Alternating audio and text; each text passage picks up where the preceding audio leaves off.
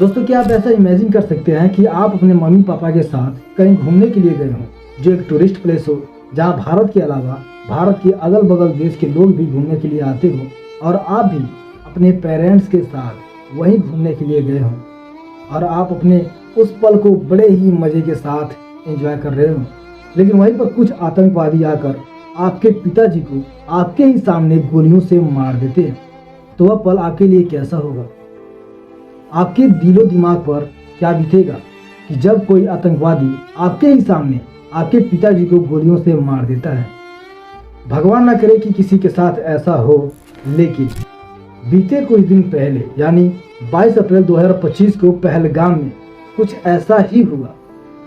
पहलगाम का बैसरन घाटी, जिसे मिनी स्विट्जरलैंड भी कहा जाता है, यहाँ घूमने आए टूरिस्टों पर आतंकवादियों ने इस कदर हमला किया, और हमला करने से पहले आतंकवादियों ने टूरिस्टों से जो बातें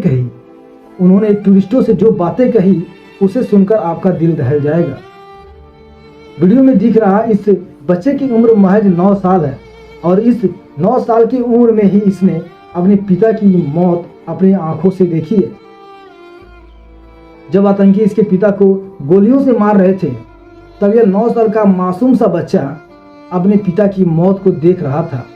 एक पल के लिए आप जरा महसूस करके देखिए कि उस वक्त इस बच्चे के ऊपर क्या बीती होगी। लेकिन सबसे बड़ा सवाल यह है कि आखिर आतंकियों ने टूरिस्टों के ऊपर हमला क्यों किया?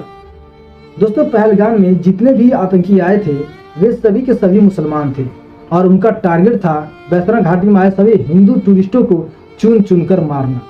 आपने अक्सर यह बात तो सुनी होगी कि दुश्मन अगर पीठ दिखाकर भाग जाए तो उसे छोड़ देना चाहिए, उसका पीछा नहीं करना चाहिए।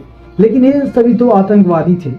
दोस्तों, आतंकवादियों को देखकर लोग भागने लगे और छुपने की कोशिश करने लगे, लेकिन आतंकी उन्हें ढूंढ ढूंढ कर बीच मैदान में ले गए और उनसे कहने लगे कि हिंदू अलग हो जाओ और मुस्लिम अलग हो जाओ। यानी कि वह हिंदू को एक तरफ और मुसलमान को दूसरे तरफ करना चाहते थे।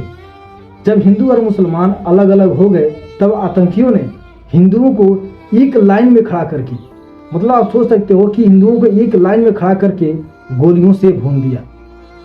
लेकिन मैं पूछना चाहता हूं उन लोगों से जो यह कहते हैं कि आतंकवादियों का कोई जात नहीं होता, आतंकियों का कोई धर्म नहीं होता, आतंकियों का कोई मजहब नहीं होता, तो फिर यह क्या था? आतंकियों ने सिर्फ हिंदुओं को ही टारगेट क्यों किया?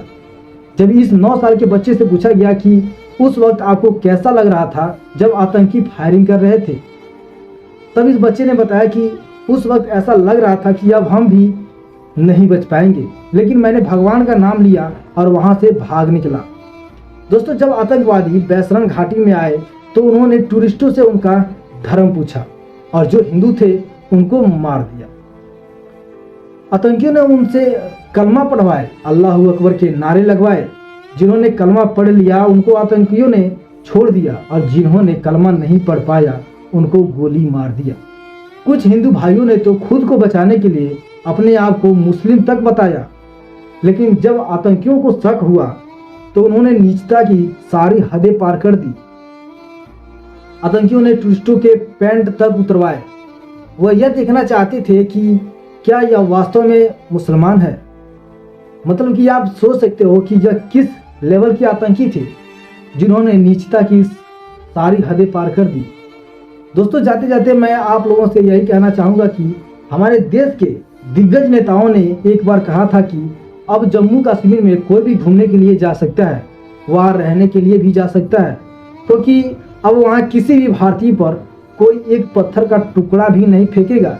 तो दोस्तों, पहलगाम में गोलियां क्यों चल गई? दोस्तों, हम सभी को पता है कि जम्मू कश्मीर में आतंकियों का खतरा आए दिन मंडराता रहता है कि आतंकी कब हमला कर सकते हैं। तो क्या इस सिचुएशन में भी हमारे इंडियन फोर्सेस को बैसरन घाटी में तैनात नहीं किया जाना चाहिए था? दोस्तों, उम्मीद करता हूं कि आपको वीडियो अच्छी लगी हो तो वीडियो को लाइक जरूर से करना, चैनल को भी सब्सक्राइब कर लेना, और आप इसके बारे में क्या कहना चाहेंगे कमेंट करके जरूर बताना।